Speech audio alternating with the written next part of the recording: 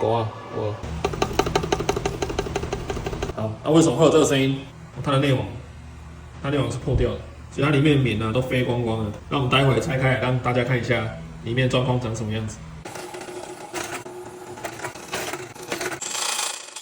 拿了哦，哇，剩一点点。然后这个就是标准的没有细网的管。正常的我们的管会有一层细网，金属细网，所以它内层的棉会从这个洞慢慢的跑。